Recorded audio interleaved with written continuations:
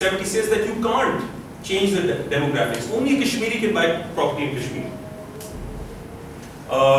You can't impose your own will there. There has to be representation of the people. You can't change the currency. You can't change the currency, absolutely. The flag has to remain, so there's value to the flag there. I think it's the only Indian part which has its own flag. Yeah. So only Indian state or only Indian territory which has its own flag.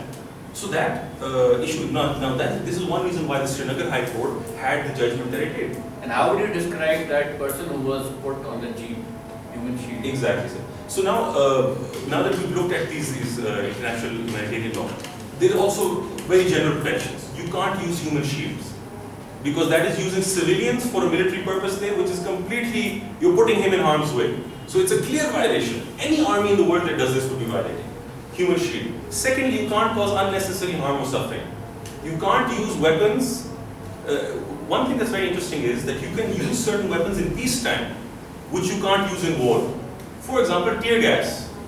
You can use it here when a dharna is happening, but you can't use it in war because it is a chemical weapon, essentially. You can use, have you heard of hollow point bullets? Yes. Yeah, right. So they hit you and they expand. And they have small pieces that could also hurt you. They used to be known as dum-dum bullets, right? Air marshals in the US use this because they don't penetrate the hull of the plane. So the guns they carry have these types of bullets in them. In war, you cannot use these things which have parts which can, which are causing unnecessary harm and suffering. They can go all over your body and cause unnecessary harm and suffering. These pellets that have been used to blind Kashmiris, they fall squarely within this definition of weapons which cause unnecessary harm and suffering. Yet when we debate and when we make arguments on this, we don't use war crimes, because this is when it violates IHL, it is a war crime. We don't use that terminology. We use the terminology of human rights abuses. And frankly speaking, human rights abuses, it's a serious issue, no doubt. But we need to destabilize the status quo. And the only way we can do this is if we build an argument in this novel direction that people haven't pursued. In 1993, in our research, we found that there was a UN Commission group that said almost identically these things that we're arguing here. We coincidentally, after our research, discovered this as well. So there is backing. This is a San Francisco-based research organization that in 1993 developed this argument as well. So that exists there. Now, war crimes, any violation of IHL is a war crime. Let's look at another thing which is used in war, which is a serious issue, which is known as a crime against humanity. Just the sound of crime against humanity sounds pretty dangerous. What is a crime against humanity? Does anybody know the definition? War crime ka to sound. We have IHL, you have the Geneva Conventions, the violation of the Geneva Conventions is a war crime. But what is a crime against humanity? So a crime against humanity is when there is a pattern of targeted violence or targeting a civilian population. So there is a policy in place, a state policy or a community policy to, in a systematic way, target a population. So when pellet guns are used in a systematic way, or when detentions are taking place, or torture is taking place, or murder or rape is taking place in a systematic way, that is a crime against humanity. And we have seen again and again where in Kashmir, we have reports where in one night a village, 40 women in that village were raped. If that's not a systematic policy, then what is? Right? And you have evidence that a state entity is doing this, not in one place, but in multiple areas. So that system-wide policy is being demonstrated. No one is coming up with these arguments. These are fundamental to achieving anything or destabilizing at least the status quo. We have to think strategically on these issues. We don't have to win Kashmir immediately, but we do have to change the dominant narrative that is being developed there. So you had a question? So, the Indian Army has a special Armed Forces Special Powers Act.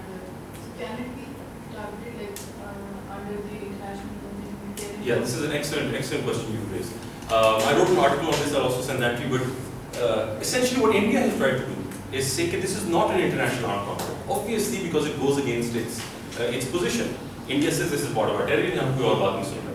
So what it's done, but it knows that it can't deal with it within the spectrum of violence of the peacetime paradigm. So it has come up with special laws, which essentially are the same laws that you would use in a war. and that is the AFSPA, the Armed Forces Special Powers Act, which not only gives widespread indemnities to the armed forces, basically they can kill, they can do whatever they want without the fear of prosecution. But it also gives them wide powers of detention, wide powers of etc., whatever is required in your legal repertoire to deal with a very volatile situation.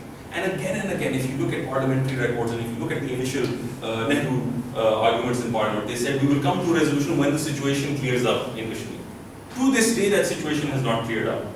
So they have recognized themselves that this is something out of the ordinary. This is not a peacetime situation. They know themselves that we can't use peacetime laws to deal with this. Our constitution says that we are in occupation here. International law says that. The one person who doesn't say that is Pakistan. All right. We've said it in different ways, but we haven't said it in the way that IHL should apply here. It should be viewed اور اس میں آپ کو میں ایک ذرا سی بات بتا دوں اس سے پہلے کھانے کی آواز لگ جائے جو غلط چند وہ یہ ہے کہ یہ سوال اٹھتا ہے کہ پاکستان میں جو سچویشن ہے فاٹا وغیرہ میں وہ نان انٹرنیشنل آرم کانفلکٹ ہے یا نہیں. اب non international arm conflict declare کرنے کے کچھ ایڈوانٹیجز بھی ہیں. ایڈوانٹیجز یہ ہیں کہ you are able to argue کہ فنڈامنٹل رائٹس پہ پاز آ جاتا ہے. So your ability to handle the situation is more prompt. لیکن کچھ یہ ہمارا خیال ہے اس میں ایسا کوئی ایشو نہیں ہے. تو میرا یہ خیال ہے کہ ہم اس کو یہ سجیسٹ کرتے ہیں خاص طور پر منسٹری کو بھی کہ اگر آپ سے کوئی پوچھے کہ یہ سچویشن کیا ہے تو آپ اسے کہہ سکتے ہیں it's a 245 situation full stop. It is constitutional statement. Let them figure out کہ it's a non-international armed conflict or armed conflict. آپ کہیں گے it's a 245 situation full stop.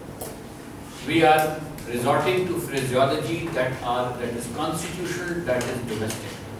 So we don't care how you want to categorize this concept, it's up to you. But for us, it's a 245 situation full stop. Absolutely. Your Sawan? Anything? Sir, I have a question regarding the resolution 1373 because it says that funding a terrorist is illegal, right? So how would you define terrorist in that context? Because when we were discussing about providing financial support to Kashmir cause, you said it would be allowed under international law. But if the same freedom fight is being labeled as terrorism, then won't 1373 دیکھیں جو freedom fighter حضرات بھی ہیں نا اگر آپ کو موقع ملے ان کو ایڈوائز کرنے کا تو ایک ایڈوائز بڑی سمپل سی کریں کہ سویلین ٹارگیٹ کو اٹیک نہ کریں. اگر آپ کو میمو لکھنا ہونا اگر آپ نے سویلین ٹارگیٹ اٹیک کیا آپ جو بھی ہیں you will be branded as a terrorist. Terrorist کوئی اسپیشی نہیں ہے. ٹیررسٹ ہر وہ شخص ہے جو ایسا کام کرتا ہے جو ٹیررزم سے ریلیٹڈ ہے. سو آپ کے یہاں جو ٹیررسٹ ایکٹ ہے اینٹی ٹیررزم ایکٹ میں جو کیسز جاتے ہیں وہ اس کے جاتے ہیں جس کا تعلق اس کرائم سے جس کا تھریشولڈ ڈیفائنڈ ہے لا میں. بس ٹیررسٹ کوئی اور انڈیپینڈنٹ اسپیشی نہیں ہے پھر is link with a crime. اگر تو وہ اسٹیٹ اس کو سویلینس کو اٹیک کر رہا ہے تو جس طرح یو این کی اکثر ریزولوشن لکھا کہ irrespective of motivation and cause and reasoning anyone who attacks and carries out damage to civilian property or civilian person will be deemed to be a terrorist. اب فارمولیشن یہ ہے. سو اس لیے جو آپ سپورٹ دیتے ہیں وہ جو آپ سپورٹ اگر آپ دیتے بھی ہیں تو آپ اس میں یہی کہیں گے this is meant for facilitation of the movement. It is not meant to carry out any attacks even on that. وہ آپ نہیں کہیں گے. So you have to be very careful on that. Sir, targeting is civilian property and civilian collateral damage. Any different legal implications?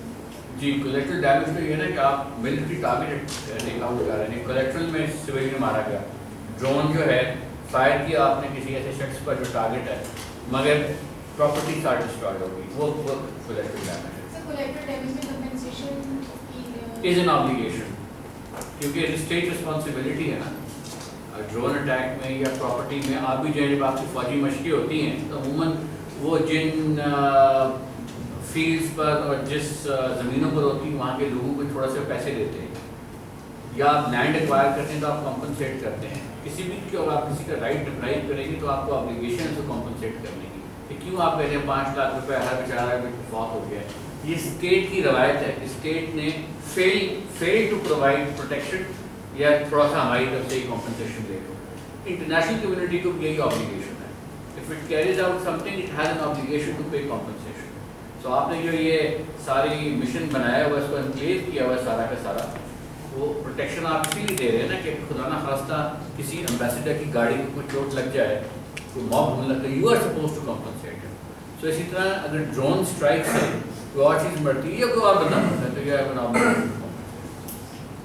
میرا خیال. جی سر military courts کی بات ہو رہی تھی, تو سر ATA ایکٹ وغیرہ ہیں, تو یہ چیز ڈیفائن کرتے ہیں کون سے کیسز جانے چاہیے ملٹری کورٹس میں, کیونکہ ایریا بہت بلر ہے.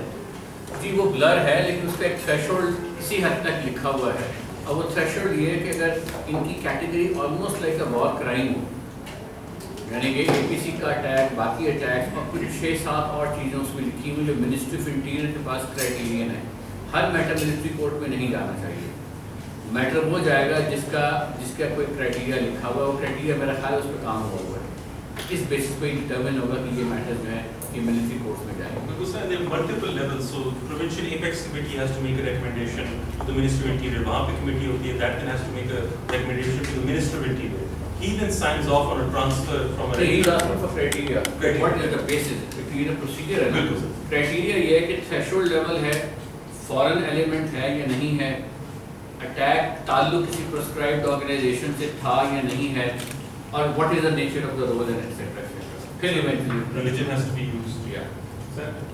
سر پاکستان پہ کرٹیسزم یہ بہت ہوتا ہے کہ ہم آرگنائزیشنس کو بین کر دیتے ہیں, لیکن ان کے جو لیڈرز ہوتے ہیں یا جو ورکرز ہوتے ہیں وہ فنکشن کرتے رہتے ہیں. تو ہمارے جو اینٹی ٹیررسٹ ایکٹس ہیں وہ کیا اس میں ویک ہیں یا صرف یہ امپلیمنٹیشن کی پرابلم ہے؟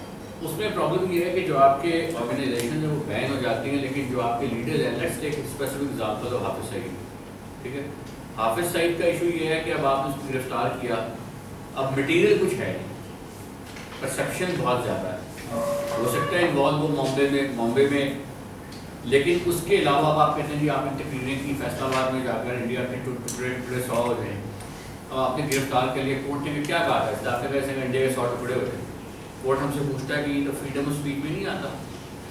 اگر یہ اپنی ہیٹریڈ کو انسائٹمنٹ میں کنورٹ کر دیتا تو پھر تم اسے پکڑ سکتے تھے. اس وقت یہ ہیٹ اسپیچ بھی شارٹ ہے. اگر یہ کہنا چلو میرے ساتھ مرید کے والا let's attack daily, then he was cognizable. But if he's stopping short of saying کہ میں انڈیا سے نفرت کرتا ہوں, میں چاہتا ہوں کہ 100 ٹکڑے ہو جائیں, تو اوکے. سر امریکہ اور UN نے اس کو ٹیررسٹ ڈکلیئر کر دیا, اور اب اس نے ملی مسلم لیگ ایک پارٹی بنی ہے, اس کا ملی مسلم لیگ کو سیپریٹ کر کے پہلے والے 2 پارٹ ڈسکس کر لیں. جو UN نے ڈکلیئر کیا نا, UN کی ڈکلیریشن میں 3 آبلیگیشن ہیں صرف. ایک اس میں ہے کہ ٹریول بین ہے, آرمز ڈسپلے اور پراپرٹی کی کنفسکیشن ہے, یہ 3 چیز, اس کے علاوہ کچھ نہیں. تقریر وہ کر سکتا ہے. 2 دفعہ گرفتار کیا گیا, اٹارنی جنرل یہاں سے فلائی کر کے وہاں گیا کورٹ کو سمجھانے, سر ہمارے تعلقات, ہمارا امیج. کورٹ نے کہا وہ اپنی جگہ, مجھے میٹیریل تو دکھاؤ نا. چیمبر میں ہیئرنگ ہوئی, India couldn't give any incriminating کی لنک اپ کر سکے کسی چیز کے ساتھ. کورٹ نے کہا مجھے بتاؤ میں کس میٹنگ, وہ ججمنٹ پڑی تھی کورٹ میں, اور ہم ایک ورک شاپ کراتے ہیں ویس اور جمال مل کے, جس میں وہ آرگیو کرتے ہیں کہ بھائی اگر میٹیریل یہ نہیں ہے تو ہم کیسے بندہ رکھ سکتے ہیں, تو یہ پرابلم آ جاتی ہے. سو اسی طرح آپ پریونٹیو ڈیٹینشن میں 2-3 دفعہ ایکسٹینشن کی, کورٹ کہتا ہے یار وہ تھریٹ تھا اس وقوعے کا, تو آپ چلان لے کے بیٹھے ہوئے ہیں نا, مجھے اب کا تھریٹ بتائیں. 2017 میں اس وقت حافظ سعید نے کسی کو فون کر کے بولا ہے, آپ کے نہیں سر وہ تو ہمارے پاس نہیں ہے, تمہیں انڈیا سے کوئی انفارمیشن آئی ہے, کوئی مول نے بھی انفارمیشن دی ہے تمہارے, نہیں سر وہ بھی نہیں ہے, تو تم کس بیس پہ اس کو روک رہے ہو کہ سر وہ ٹرمپ کو پسند نہیں ہے, ایسا کوئی کلمہ. لٹرلی کورٹس نے یہ اس طرح سے ڈائلاگ کیا جس ڈائلاگ سے میں آپ سے بات کر رہا ہوں. سو اچھا یہ چیزیں ہمیں ان کو ایکسپلین کرنی ہے نا, بروکنز انسٹیٹیوشن جا کر, USIP میں جا کر بریفنگ کریں یار یہ ہمارے مسئلے ہیں, ہم تو کرنا چاہ رہے ہیں, وی آر ٹرائنگ, ٹرائل بھی ہم کنڈکٹ کر رہے ہیں, بٹ یہ ایک جینوئن لیگل ایشوز ہے جو ہمارے سامنے ہیں. میں اس کے ساتھ ہی آج کے سیشن کا اب تک کا اختتام کا اعلان کرتا ہوں, اور تھینک یو ویری مچ. لگ گیا اسی